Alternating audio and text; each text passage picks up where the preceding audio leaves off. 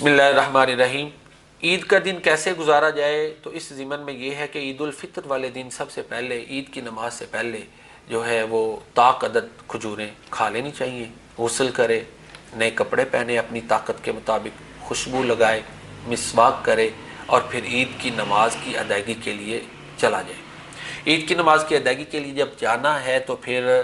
جو ہے وہ تکبیرات اونچی آواز میں پڑھتے ہوئے جانا ہے، اور راستہ جس راستے سے عید کی نماز پڑھنے جانا ہے دوسرے راستے سے گھر واپس آنا ہے، یعنی راستے کو بدلنا جو ہے نا وہ بھی پیارے نبی کریم صلی اللہ علیہ وآلہ وسلم کی سنت ہے۔ اور یہ صدقۃ الفطر کو اگر دیکھا جائے، عید الفطر چونکہ ہم اب یہ ماہ رمضان ہے، چند دنوں بعد آج 27واں روزہ ہے، چند دنوں بعد عید الفطر ہے، تو صدقۃ الفطر کی اگر روح کو دیکھا جائے، روح کو اور اس کی فطرت کو دیکھا جائے تو عید الفطر اس طرح گزاریں کہ غریبوں کو بھی اپنی خوشیوں میں شامل کریں۔ یہ بھی اس کا یہ ہے کہ یہ نہیں کہ بندہ بس خود تو ہر قسم کے جو ہے وہ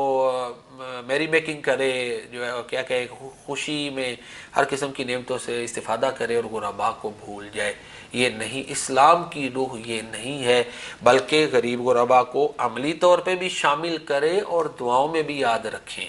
ان کے لیے دعائیں بھی کریں، مسلم امہ کی جو ہے نا مسلم امہ کو یاد کریں، چونکہ پیارے نبی کریم صلی اللہ علیہ وسلم عید کی نماز میں خاص طور پر دعا کا اہتمام کرتے تھے، تو دعا میں سبھی چیزیں آ جاتی ہیں۔ اللہ تعالی ہمیں سنت کے مطابق عید کا دن گزارنے کی توفیق عطا فرمائے۔ وما علینا الا البلاغ المبین۔